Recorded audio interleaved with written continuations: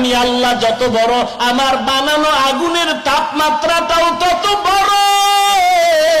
দুনিয়ার আগুন হাতে লাগলে হাত জ্বলে, পাও জ্বলে না, পায়ে লাগলে পাও জ্বলে, হাতে জ্বলে না। জাহান্নামের আগুন এমন ভয়ঙ্কর আগুন, জাহান্নামীর শরীরের যে কোনো জায়গায় লাগা মাত্র কলিজাটা পর্যন্ত ভুনা হয়ে যাবে রে মুমিন। এরে আল্লাহর বান্দা, আল্লাহর কোরআনে স্পষ্ট বলল গুনাহগারের জন্য জাহান্নাম। জাহান্নামের আগুন বড় ভয়ঙ্কর আগুন, ওই আগুন সহ্য করার শক্তি নাই। তুমি না বুঝলেও আমার আল্লাহ ভালো করে বুঝেন। বুঝার পরে কয়, বান্দা গুনাহ যেহেতু করছো, তাড়াতাড়ি রহমতের দরজায় ফিরে আয়। আমি আল্লাহ চাই না তুই জাহান্নামী গুনাহগার হয়ে কবরে যাবি। ওই কবরের আযাব সহ্য করতে পারবি না রে গোলাম, ওই জাহান্নামের আগুন সহ্য করতে পারবি না রে বান্দা। আল্লাহর পরিচয় নিয়ে আল্লাহকে ডাকো, আল্লাহকে ভালো করে চিনো।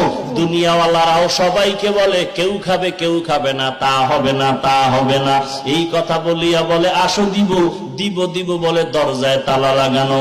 আল্লাহ বলেন একটু আমার দরজা দিয়ে তাকায় দেখ, রাতের বেলা ডাকবি আমি আল্লাহকে পেয়ে যাবি, দিনের বেলা ডাকবি আমি আল্লাহকে পাবি। আমি আল্লাহর দরজা কখনো বন্ধ নাই।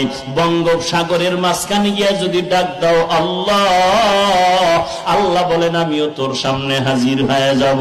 ওয়া ইযা সাআলাকা ইবাদি আন্নী ফাইন্নী করিব উজিবু দাওয়াতাদ দাঈ ইযা দাআন ফালইস্তাজিবু লি ওয়ালইউমিনু বি লাআল্লাহুম ইয়ারশুদুন। আল্লাহ পাক বলেন, বান্দা তুই চাইতে দেরি পাইতে দেরি হবে না। দুনিয়াওয়ালারা চাইলেও দেয় না কেন? চাইতে গেলে বেজার হয় কেন? আর আমি আল্লাহ না চাইলে বেজার কেন? দুনিয়াওয়ালারা সবাই অভাবী, অসহায়। আমি আল্লাহর কোনো অভাব নাই।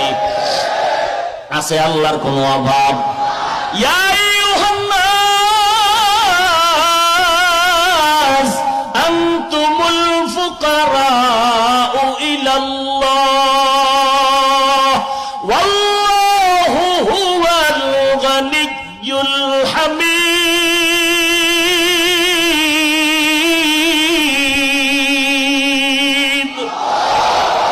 গর্তাওয়াকুল মিকুনি হার সবহ শাগম মিরাস